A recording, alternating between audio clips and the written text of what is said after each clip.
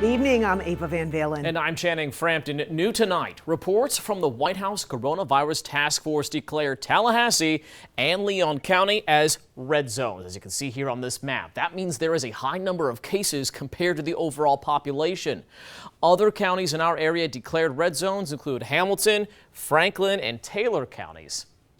But again, you know COVID and responding as a leader, it's an every day, every hour situation. And given those numbers, teachers and administrators at Florida State University schools have suspended their school day, preparing for big changes tomorrow.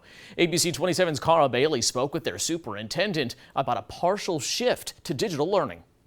Starting Wednesday, 6th through 12th graders at Florida State University schools will transition back to all digital classrooms as part of contingency plans for COVID-19. The decision comes after 2 confirmed cases in their schools created scheduling conflicts. Superintendent Dr. Stacy Chambers says their safety measures are working and they've made necessary changes out of an abundance of caution. Our situation today is about adult coverage for classrooms right now, and so that's just part of how we're impacted.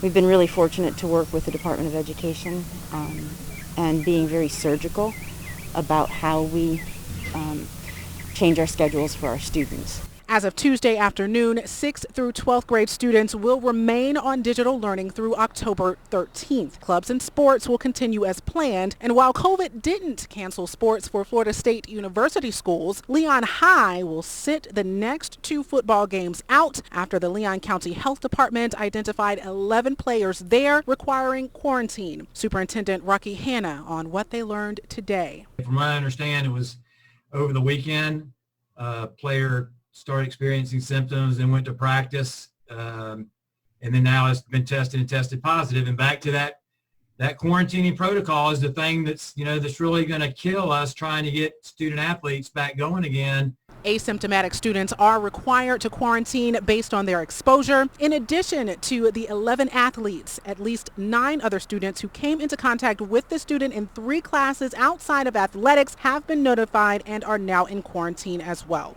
Students at Leon High had hoped to use the first game as senior night, but neither of those games will be rescheduled. Also, due to COVID-19, homecoming at Florida State University schools will be rescheduled. In Tallahassee, Cara Bailey, ABC 27. And the FSUS district now extending the date for parents to opt for digital-only learning through October 1st. In addition, Chambers says if they're able to get classroom coverage before the 13th, they'll reopen as soon as possible.